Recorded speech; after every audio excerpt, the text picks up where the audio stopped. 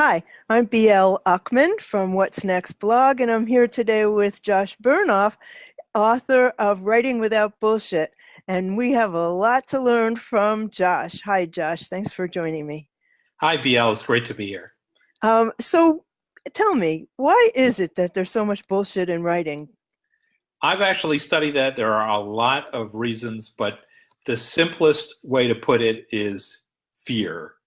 People use equivocation, they write too long, and it's mostly because they're afraid to actually say what they mean. And that really is the main thing that's behind all the bullshit that we see in business writing. How much of it has to do with what we were taught in school, where you put your conclusion at the end and in conclusion, I still see that in blog posts. How much of that is our teacher's fault? And Oh, I have a lot to say in my book about the problems with the educational system. In high school, people get taught this rigid format called the five-paragraph theme. It's a great way to ruin people's ability totally. any critical thinking. I have a teenage kid who went through that. And then in college, of course, the longer you write and the bigger the words you use, the better the grade you get. I know because I hired entry-level people coming out of college. They are trained completely the wrong way for communicating in a business setting because they learned that longer is better. And they also don't know how to research, but that would be a whole nother book. So can you give us like your top three pieces of advice for how to get rid of the bullshit? I will. So I want to be clear here. My definition of bullshit is a little different from what people may be used to. Bullshit, in my mind, is any communication that does not communicate clearly and effectively. So that takes in all sorts of crappy stuff that's in what we write. My advice for people, the first thing is shorter.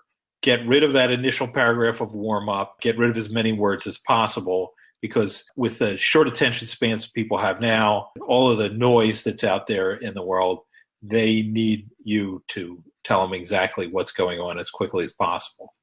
The second thing is to get to the point quickly. It's a hard thing for people to learn, but your subject line in an email or your title in a blog post should say exactly what you're getting. And don't spend time warming up. Tell people your conclusion. It's a natural thing to do when you tell a story. First this, then that, then this, and then as a result, here's my conclusion. But if you talk to journalists, they know to put stuff in the lead, and we all need to do that now.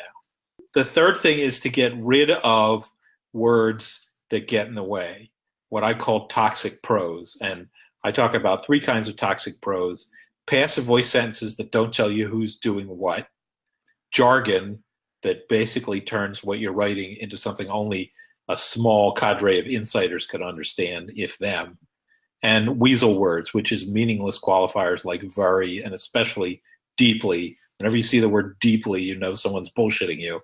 These qualifiers and intensifiers that don't have any precise meaning, they are actually getting in the way of your stating things clearly and simply.